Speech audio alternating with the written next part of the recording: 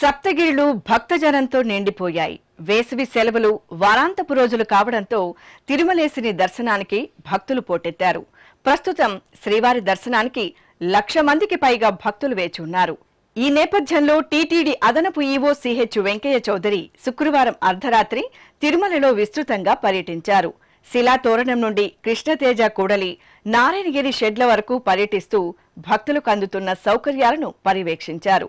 Senior అధికారుల పర్యవేక్షణలో అన్నప్రసాదం విభాగం ఆధ్వర్యంలో శ్రీవారి సేవకులు క్యూ లైన్లు షెడ్లలో వేచి ఉన్న భక్తులకు వేడి పాలు మంచినీరు నిరంతరాయంగా అందజేశారు. ఈ సందర్భంగా పలువురు భక్తులతో అదనపు ఈవో మాట్లాడారు. భక్తులు టీటీడీ అందిస్తున్న సదుపాయాల పట్ల సంతృప్తి వ్యక్తం చేశారు.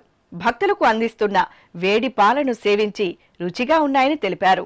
ఈ సందర్భంగా టీటీడీ అదనపు ఈవో సిహెచ్ వెంకయ్య చౌదరి శ్రీ వెంకటేశ్వర భక్తి ఛానల్తో మాట్లాడుతూ భక్తుల రద్దీకి అనుగుణంగా ఏర్పాట్లు చేశామని, శ్రీవారిని శీఘ్రంగా దర్శించుకోవడానికి చర్యలు తీసుకున్నామని వివరించారు. ఓం నమో వెంకటేశాయ.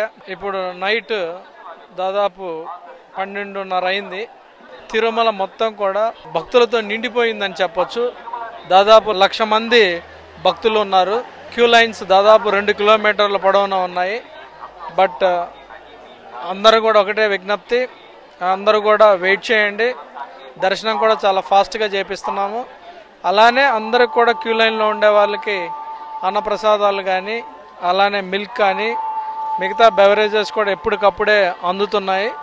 అందరూ కూడా హెచ్ఓడీల నుంచి అందరూ డిపార్ట్మెంట్లు అందరూ కూడా ఫీల్డ్లో ఉండి అన్ని ఫుడ్ కౌంటర్లో కూడా వాళ్ళ భక్తులకి అందించేటట్టు ఏర్పాట్లు చేశారు.